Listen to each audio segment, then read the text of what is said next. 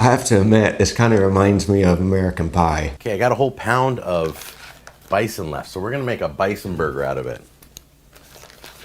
I absolutely love that cutting board. It's time to throw this piece of you know what out and buy a new one. Now, if you are to take a magnifying glass, and with this one we don't need the magnifying glass to see, but if you were, every time the knife passes on top of the cutting board, you're cutting into it. Now, for the most part, it's fine, and plastic is a standard to use in the kitchens. We have to use plastics, but using cheap little plastic cutting boards like this, where the plastic's not as hard, you can get bits in your food. Pound of ground bison, garlic powder. For those of you guys that don't know what bison is, it is buffalo meat. Now in the US, it's more readily available. I haven't seen it here in Europe. I'm not saying that you can't get it, but I haven't seen it. Now bison is a little different than beef. Bison is much leaner, so when you cook it, you need to be careful. If you overcook it, it will be much harder than what you will expect. It will be like rubber. Dried chopped onions. There we go. Here we go. Gonna crack an egg in there. Well, that's the first time I've ever seen anyone punch an egg before. Maybe it was a bad egg and he decided to hit it. But in any case, if you're gonna open it like this, be a little careful. Eggs are delicate. You don't really need to give it a lot of force. Top it off. Some of the best teriyaki sauce you'll ever taste. Just for a little kick, a little flavor. All right, a lot of flavor. There we go.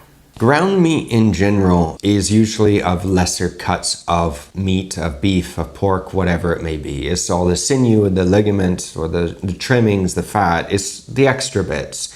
And sometimes you even get a few bones here now and then, so you have to be careful. But in any case, it's normally of lesser quality, unless of course you ask the butcher to make it with a better cuts of meat, or you do it yourself. Bison per pound per kilo is more expensive than beef. Again, it depends on what brand you're getting and what the bison has eaten, just like the cow, what they ate, if they're grass-fed, if they're pellet-fed, whatever. With a better quality type of meat, you don't want to cover that flavor up. Now, you're thinking, ew, there's a lot of liquid in there. How am I gonna hold that all together? I'm gonna mix it, it's gonna fall apart when I fry it. Well, that's why you get the breadcrumbs out. Love breadcrumbs. What breadcrumbs do, they add a little substance, but they also hold everything together. Okay, here we go. Ready? Nice. When you need to add a binder to ground meat, you can add an egg to ground meat. This will be a binder. If you add the whole egg, you need to make sure that it's for the right amount, because if you add a whole egg, it will be a little too watery.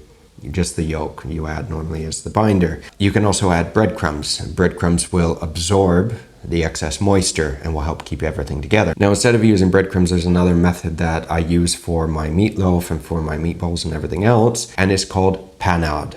Now, panade is a French technique. It's an older technique by taking either stale bread or bits of bread that you cut up, add a little bit of milk to it, and then mash it into a paste. And what this paste does is it not just helps as a binder, but it also helps to keep everything moist. If you add too much of the panade to the ground meat, it will taste a little too much like bread, so you don't want this, but you just need to add a little bit, just enough to help keep the ground meat from drying out and from it becoming quite hard if you want it cooked a little more well done. Okay, here we go. Ready? Nice. There are so many things to pick apart in this video. I can stop every 5 seconds.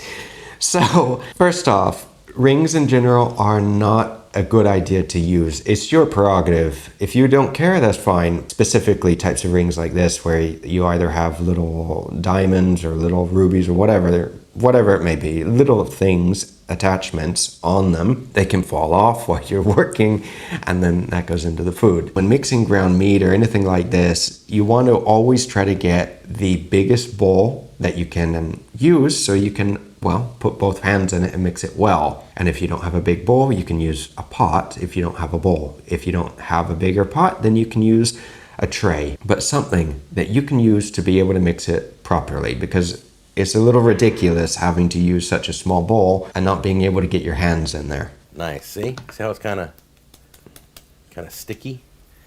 Not wet, but sticky. Beautiful. Well, there's your patty right there. No, just kidding. All right, let's make some patties right now.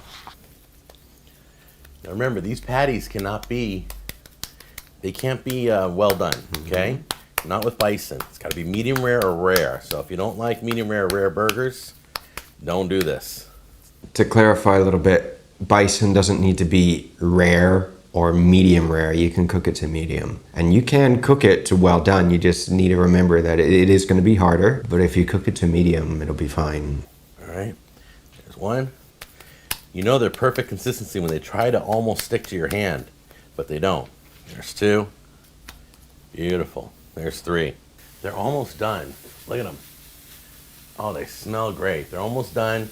There is like no moisture in the pan. It's dry. Buffalo is lean, but that lean is a little surprising. But in any case, it is lean, so you do need to add like a little bit of oil. But these burgers do not look like they're done yet. I mean, they're not cooked. They're still plump. Still a little pink on the sides here. I'm just going to wait a few more minutes. Never, by the way, never, write this down, never press down your patties.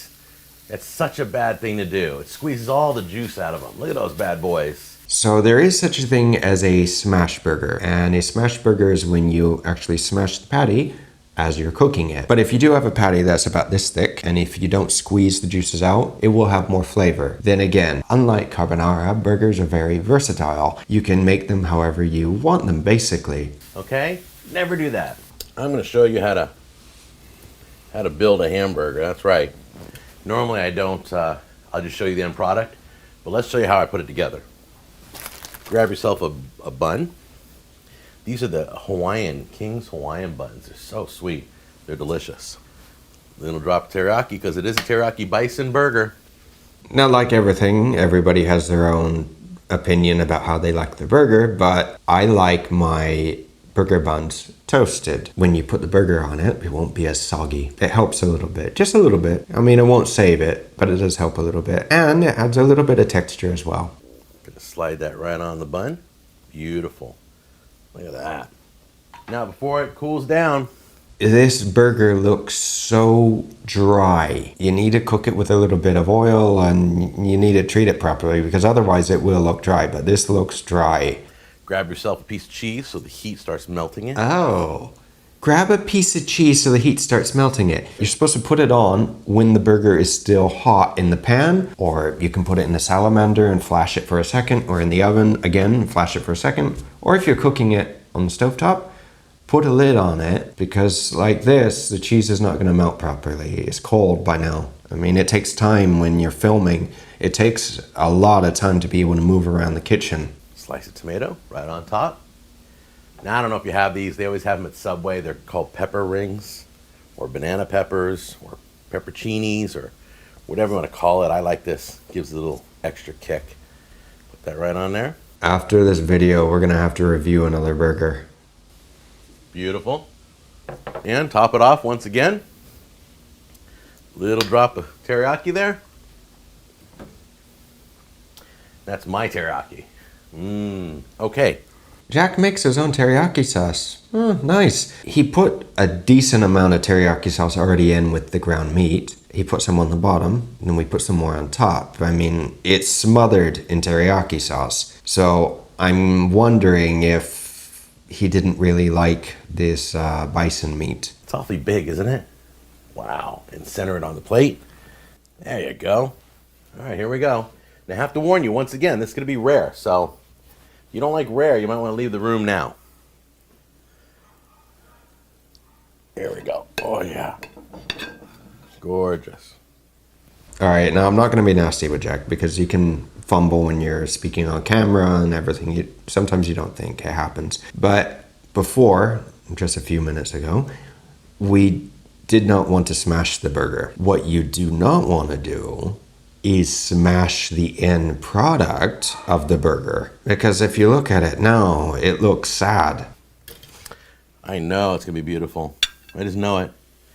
Oh, nice and pink, the way I like it. Nice and pink? Now, everyone likes their burgers done differently, so it's your own personal preference. Let's pretend that this is for a restaurant.